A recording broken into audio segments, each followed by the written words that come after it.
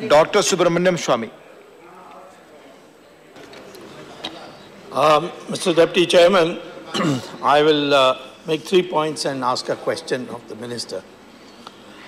The first point is that environment, India is in a unique place because, unique situation because we have through ancient times always worshipped the environment. We worship the river, we worship trees, we worship rocks. So therefore to teach India about environment is absolutely pointless. It's only a question of resources and the fact that we have come from almost several years of foreign invasions and foreign imperialist rules. So therefore today for India to take to environment it will be very easy because of its targets, because of its history and its heritage.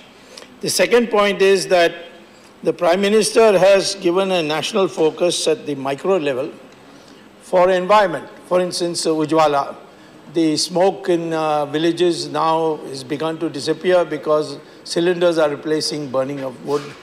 Similarly, toilets.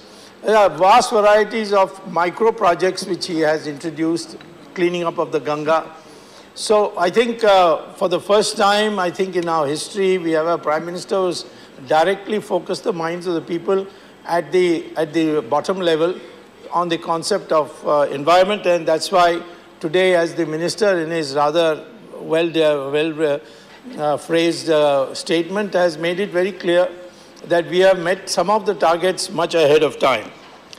The third thing that, third point I would like to make is that although after the Copenhagen Convention, there was a formulation in 2009 by the previous government of some 8 projects or 8 promises, but none of these achieved any of the objectives because no objectives were placed in concrete terms.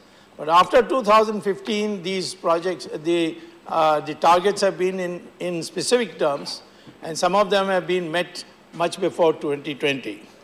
So the question I would like to say is, raise is that we got to be careful that Western countries' requirement of environment now, after having plundered the environment for so many centuries, to impose what is now necessary for them on us also, we have got to be very careful on that. I think the focus should be of the Environment Ministry on encouraging other ministries to start new technologies. For example, desalination of seawater. Desalination of seawater. Similarly, thorium for electricity generation will be one of the cleanest. Hydrogen fuel cells for automobiles, which will be totally pollution-free. So these new technologies and to motivate the IITs and so on through research and development, that is the way forward for developing the environmental psychology in the country. Thank you very much. Thank you. Dhanyavad, Dr. Swamy.